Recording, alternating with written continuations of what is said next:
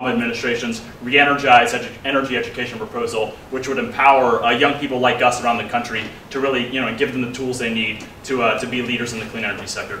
And I would completely agree with that. That as Stanford students, as free Stanford students on an equal playing field, we should absolutely go forward and do everything that we can as individuals to do these kinds of things. Okay, but so not.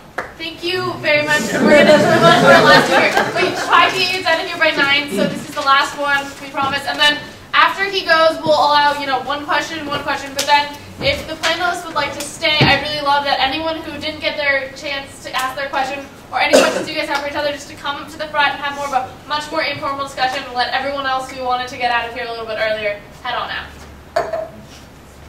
So I have an interesting challenge here. I am now about to debate 5 people. So wish me luck. Good luck. Thank you. The first thing on science. I have to choose my time well, and I'm not going to convince you all that the science is flawed. I think that if you go out and do research for yourself, you can see there is not a consensus. I would recommend going and looking at the website for Climate Change Reconsidered. It's the national or non-governmental international panel on climate change. They wrote a comprehensive reply to the IPCC's report. We see Professor Schneider here laughing about that. It's funny. Yeah, I mean, it is really funny. I mean, this is a man who has spent his life working on the climate change issue. And he has a lot invested in it. We don't talk enough about how much climate scientists have invested in it. All of his time and energy and research has gone forth on this. We talk about how the greedy corporate pigs are going to lose all their money by having this climate legislation. But if we don't have climate legislation, if we don't have funding for this sort of climate research, what's going to happen to the professors that have made their career on a hoax? So that's one thing to think about. Anyways, the big 2 issues that I think we should focus on are on economics and rights. On economics, it simply doesn't make sense to take some people's money, give it to others, and then think that progress is going to occur. If alternative energies offer a profitable opportunity and are the right way to go economically, private businesses will invest. That's how it's happened. If you look at how we got from the Middle Ages and abject poverty to now, the way that mostly happened, sure there were government interventions, the way that mostly happened is individuals saw a problem and they figured out how to fix it. They looked at, oh, how can we get a wheel? Well, I'll innovate. Oh, how can we get better food production? I'll innovate. How can we get oil that will provide all of our energy needs? I'll innovate. And someone will come along and do that at some point for clean energies, at which point it will be a profitable venue and a profitable opportunity to pursue. But until that time, we have no reason to force other individuals to go ahead and start producing this clean energy. The last issue that I think is the really important issue is this is an issue about human rights. This is a morality issue. Are we okay with forcibly taking the property of some individuals and giving it to others? Are we okay with forcibly violating individuals' rights, the moral foundation of this country, in order to prevent some supposed climate disaster? I don't think that we should be. This country was founded on the principle that you can go out and pursue your interests as long as you don't violate other individuals' rights.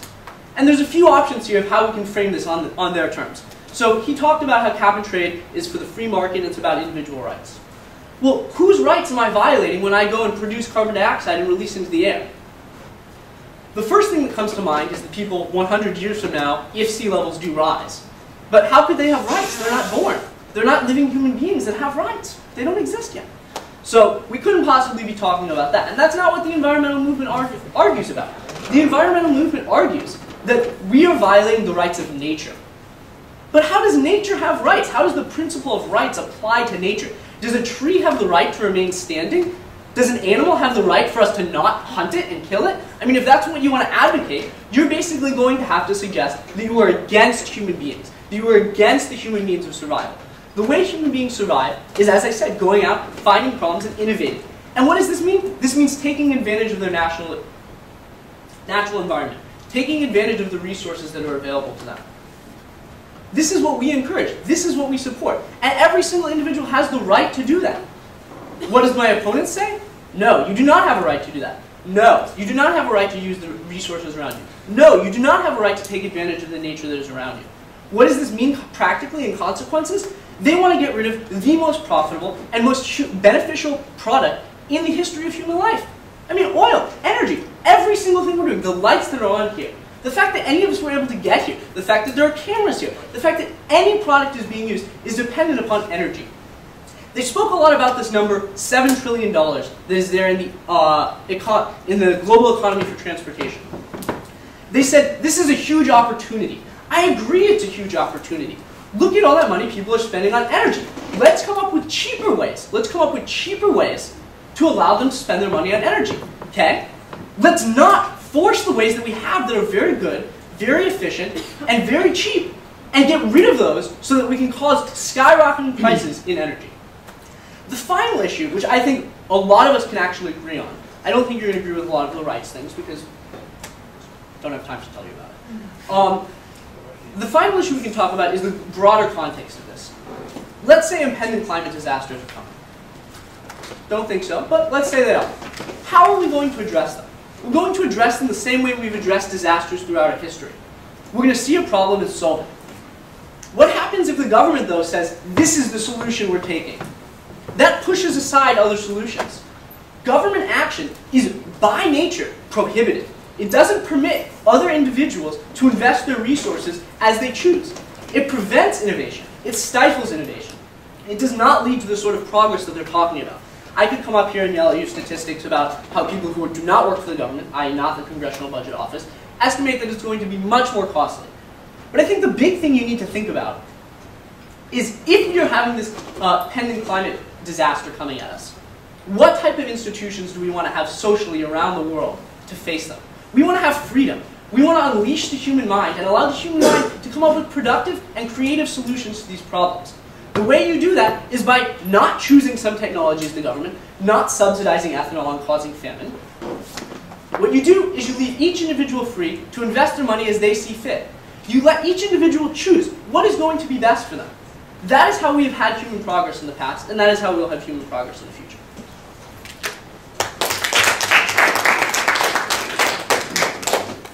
So Dakin, do you think the American economy would be better off today if the American government had not spent 22 years and poured in a few $1 billion into researching the internet?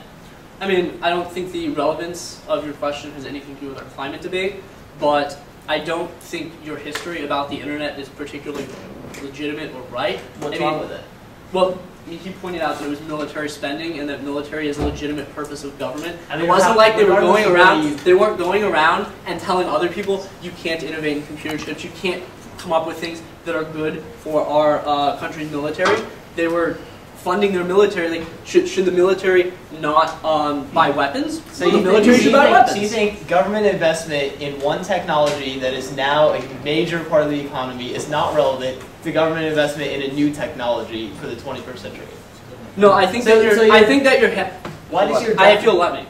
I think that your history and how you're painting it is not particularly accurate, and I think that what's not relevant is whether we'd be better off without that investment or not. But what's relevant is how should we progress forward now? What are the right moral principles to say, should we be having governments controlling markets?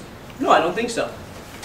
The government's investment in the internet was not getting involved in the private sector. That the military is not private sector. This is a completely different argument. I mean, regardless of whether you define it as so why don't we take one question just from the audience so they can have their final question, and then allow one more question from your side, and then kind of wrap this up and let's move to the more informal. So would you like to ask the last question? I'd like to ask the...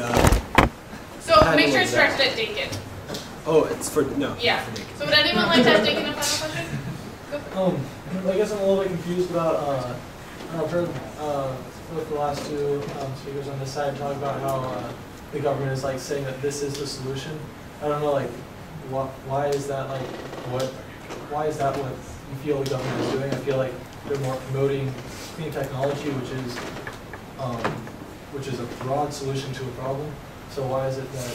So it's a good question.